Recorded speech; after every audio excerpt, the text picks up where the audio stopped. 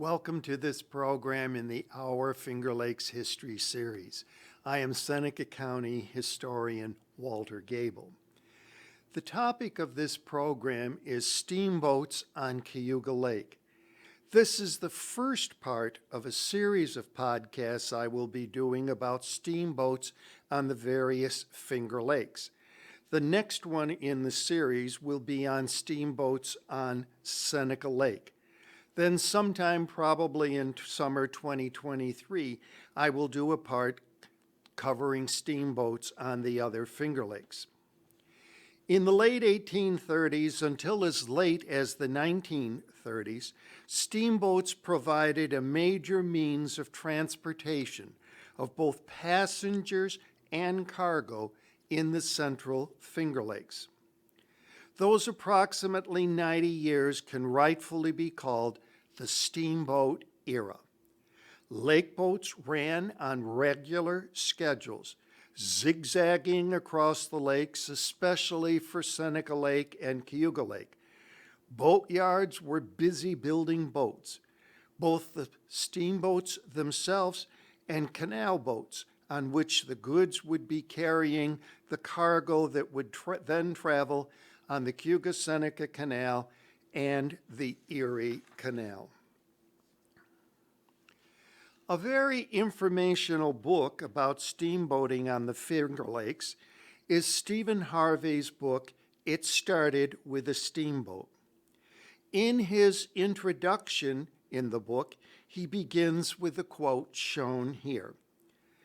The quote emphasizes that from 1807, the United States began to develop in roughly the next 100 years as the world leader in all forms of fast transportation. The year 1807 is when Robert Fulton's first steamboat plied the waters of the Hudson River, hence the title of his book. Steamboats were the basis of this transportation dominance of the United States. As suggested in the visuals below the quote,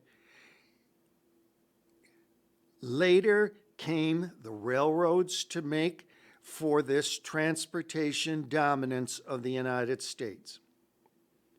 Significantly, Stephen Harvey makes the point that the European countries had the technologies to build steamboats for almost a full century, but did not need this technology. This was largely because these European countries didn't need this technology. In sharp contrast, because these European countries didn't need this technology, but the United States did, it was necessary for the United States to develop its large west or frontier. Without making use of this technology, it wouldn't have been possible. The building of the Erie Canal changed everything for the United States in terms of transportation and development. Although the entire Erie Canal wouldn't be completed until early fall 1825, it was true that by 1821, the people along Seneca Lake and Cayuga Lake could ship their goods on the Erie Canal to Albany and then down the Hudson River to New York City. This changed everything for the Finger Lakes region.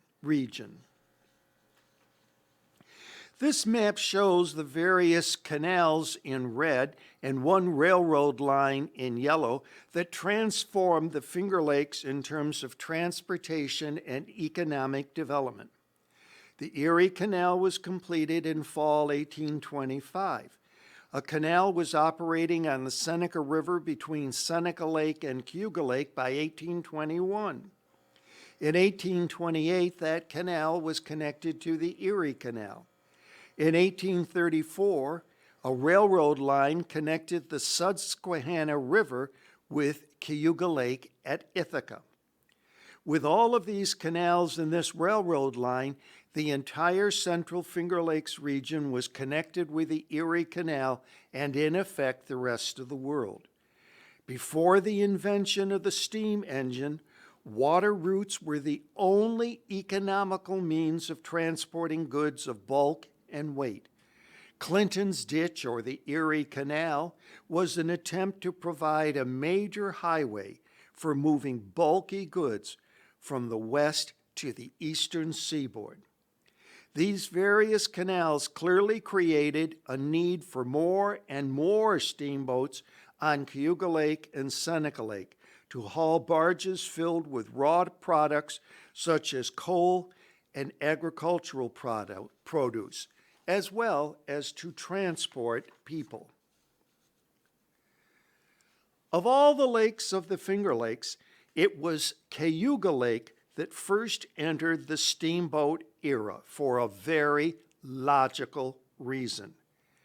At the north end of Cayuga Lake, the Seneca River continued its natural course north to where the Erie Canal was being constructed.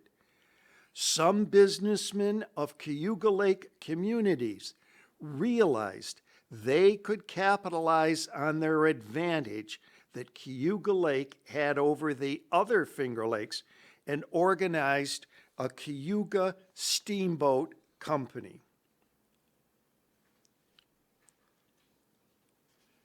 Their first steamboat was the Enterprise. Shown is a model of this steamboat, the Enterprise, that was this first steamboat on Cayuga Lake. It was built in Ithaca by the Cayuga Steamboat Company. The steam engine machinery, however, were built in New Jersey at the shops of Robert Fulton. This engine was then hauled overland by oxen teams to Ithaca. The boat was ready for its maiden voyage June 1st, 1820. Here is some information about this first steamboat. Compared to later ones and even Fulton's first boat, it was smallish.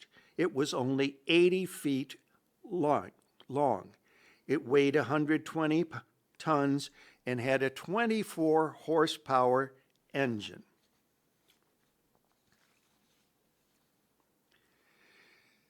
This boat, the Enterprise, had trouble getting out of the immediate Ithaca area on its maiden voyage of June 1st, 1820. When the Enterprise became stuck on a sandbar, several passengers had to be unloaded to lighten the weight of the Enterprise. When the Enterprise was freely floating again in the waters of Cayuga Lake, the passengers were loaded back on the Enterprise, and the Enterprise continued on its way north. It gets near to the north end of the lake, and then there was trouble on the return trip portion of this maiden voyage. On the return trip, the Enterprise suddenly stopped running. It was soon discovered that the engineer hadn't kept stoking the engine fires. A passenger took on the task, and that passenger served as the replacement engineer for the rest of the trip back to Ithaca and for the next 3 weeks until a new engineer could be hired in Albany and get to Ithaca.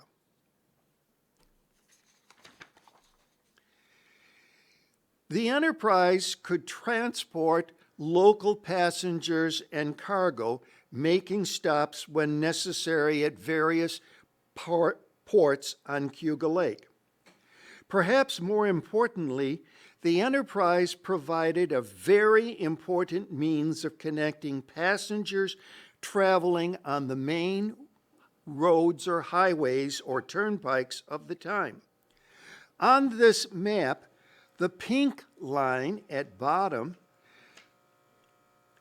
shows a simplified routing of the Catskill to Newburgh turnpike, which enabled passengers to travel by stagecoach from New York City and the lower Hudson River Valley to Ithaca, where they could then change to the Enterprise steamboat. The blue line shows the Great Western Turnpike that enabled passengers to travel by stagecoach from Albany to Northville, or as we know it today, King Ferry, where they could then change to the Enterprise steamship. The Enterprise steamship could then transport its passengers to Cayuga Landing near the north end of Cayuga Lake. At Cayuga Landing, the steamboat passengers could then travel on Sherwood's stagecoaches on the Great Genesee Road or Seneca Turnpike west to the Genesee Country and Buffalo and points still further west, such as the Great Lakes communities. I have been going through all of this information because the routes I just described were shorter time-wise than was the mostly all-water route up the Hudson River to Albany and then west on the Erie Canal portions that were then completed. This is a map of most of Cayuga Lake. I have included it as I want you to have an understanding of some of the ports that steamboats on Cayuga Lake will make stops.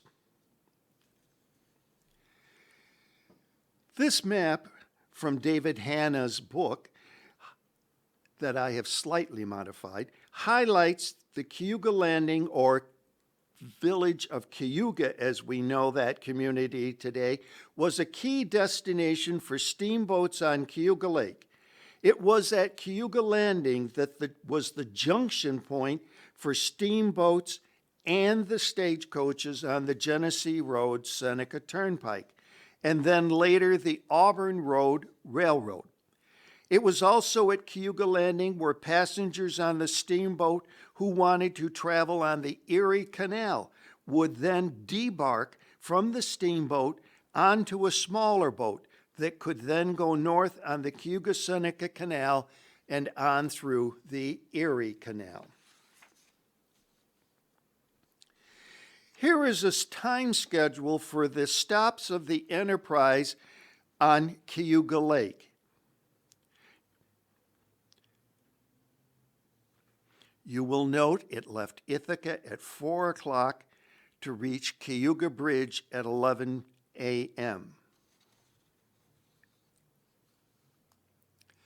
This is a fairly complete listing of the various steamboats that operated on Cayuga Lake. There are two noteworthy comments that I want to make.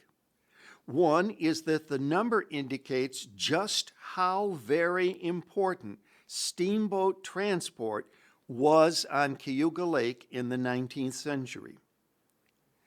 The second comment is that it was not uncommon for a steamboat to be rebuilt or to use parts of an older retired steamboat in the making of a new steamboat. Here you see what two early steamboats, the Enterprise and the Simeon DeWitt on Cayuga Lake, looked like. This is an 1838 advertisement for the DeWitt Clinton on Cayuga Lake. You will note that there is wording that says the low pressure steamboat, which apparently suggests to allay the fears of possible passengers that the steam engine was operating with such high pressure on other boats that it was a strong possibility of explosion. It is nearly impossible to find pictures of many of the early steamboats on the Finger Lakes. For the first steamboat on Cayuga Lake, I could only show you that model of the Enterprise. The Sheldrake was built in 1857 and later renamed the Cayuga. Note that it has a large cargo area in the fore of the boat. The boat was hauling coal from Pennsylvania that was brought up on the railroad to Ithaca and then going to be transported by boat on Cayuga Lake north to get to the Erie Canal. Timothy Dwight Wilcox was the most important person associated with steamboats on Cayuga Lake. He started owning steamboats on Cayuga Lake in 1842.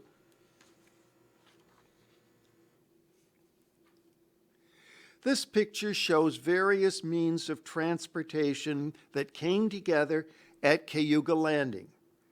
Note the steamboat, the T.D. Wilcox. Note the railroad cars in the lower left. And note at top the railroad route across Cayuga Lake and on to Seneca Falls. In previous years, it was at Cayuga Landing that steamboat passengers would transfer to smaller canal boats to proceed north on the Cayuga-Seneca Canal to the Erie Canal. This is a picture of the steamboat Iroquois. You will note that it appears smaller than the T.D. Wilcox. That may very well reflect the fact that by 1900, the big years of the steamship era were basically over, especially in terms of passenger transport. A major reason for the demise of the steamboat era was the growing use of railroads. So with fewer steamboat passengers, smaller steamboats were needed to save on costs for transportation operation. Also, you can get a good sense that this steamboat was not being used for onboard cargo. Here you see the time schedule in 1902 for the Ithaca and the Cayuga steamboats. Note that the steamboats only stopped at some ports if they were signaled to stop to pick up passengers or cargo. In this 1905 ad, you will note that there were 3 different steamboats that provided service on Cayuga Lake by the Cayuga Lake Transportation Company. The boats were the Frontenac, the Mohawk, and the Iroquois. This ad says that the passenger service would start June 7th and run until October 1st. In other words, this service was for the summer resort season only. At Ithaca, passengers embarked and debarked at Renwick Pier, which stretched out into Cayuga Lake. The steamboats could not navigate the shallow Cayuga Inlet. Now to talk about the Frontenac. The Frontenac was probably the most famous of all of the Cayuga Lake steamboats. It was 135 feet long and 22 feet wide.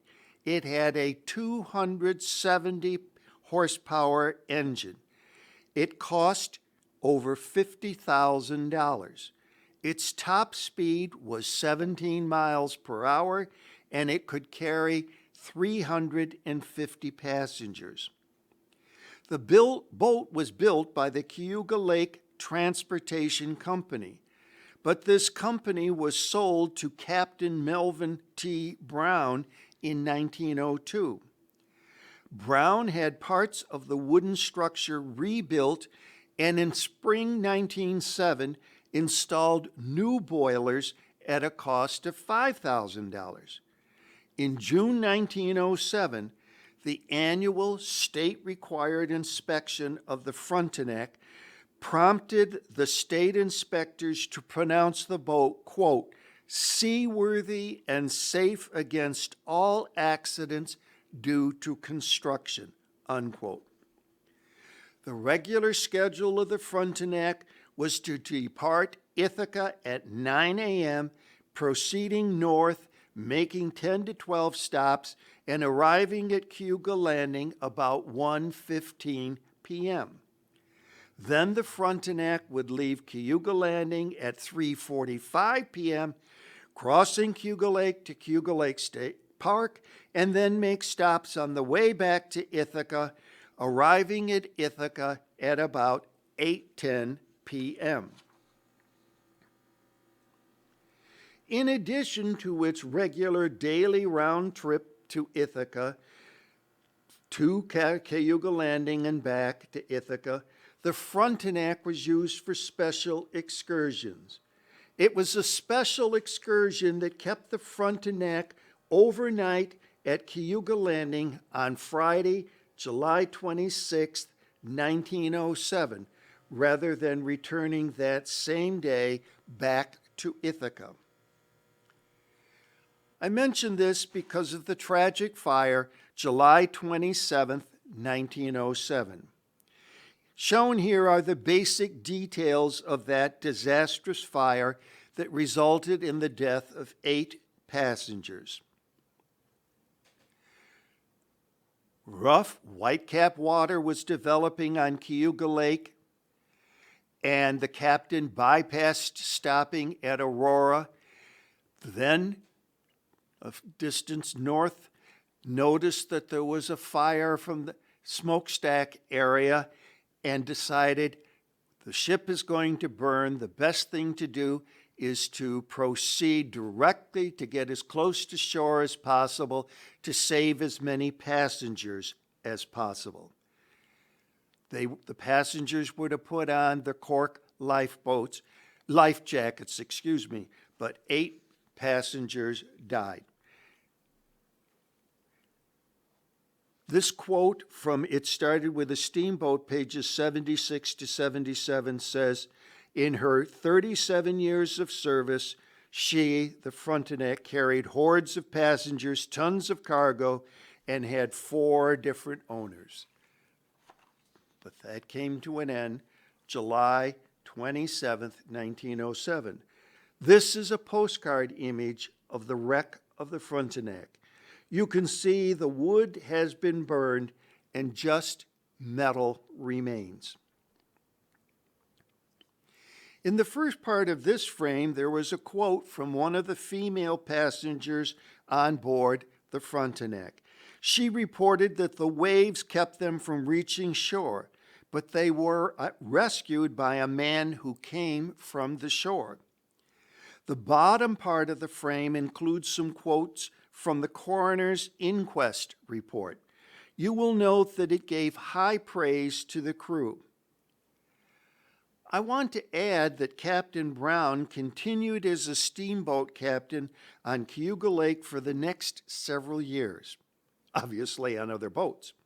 Imagine the thoughts that must have gone through his mind each time he piloted a steamboat past the actual site of the on-fire Frontenac running aground. Not long after the Frontenac disaster, steamboat travel on Cayuga Lake largely came to an end. There were still some steamboat excursions. Also, the Busy Bee Ferry between Kidders and King Ferry continued to operate until 1911.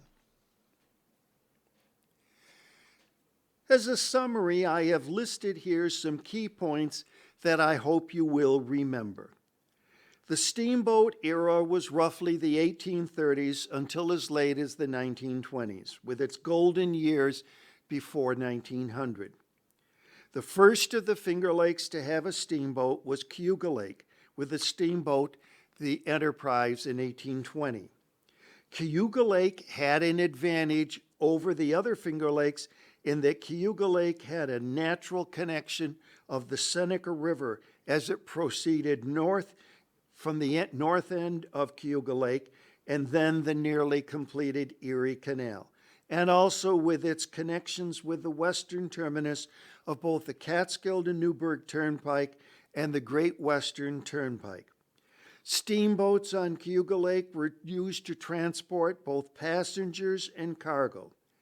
Many of the passengers wanted to connect with stagecoaches on the Seneca Turnpike or Genesee Road and the Newburgh and Catskill Turnpike. The cargo consisted of agricultural produce in the Central Finger Lakes, as well as coal from Pennsylvania. The coal was brought up from Elmira by railroad to Ithaca. The cargo was transported on canal boats rather than barges, so that the cargo could easily proceed on the Erie Canal to markets. Frequently, as steamboats aged, they were used only as towboats, or they were remodeled and renamed. In many cases, parts of a retired steamboat would be used in making a new steamboat. Competition from the railroads proved too great, and the steamboat era came to an end on the Finger Lakes, of Cayuga Lake especially. Also, the tragic fire of the Frontenac in 1907 largely brought the steamboat era on Cayuga Lake to an end. In subsequent programs, I will deal with steamboats on the other Finger Lakes, beginning with the program dealing with steamboats on Seneca Lake. The steamboat era is an important transportation history part of our Finger Lakes history.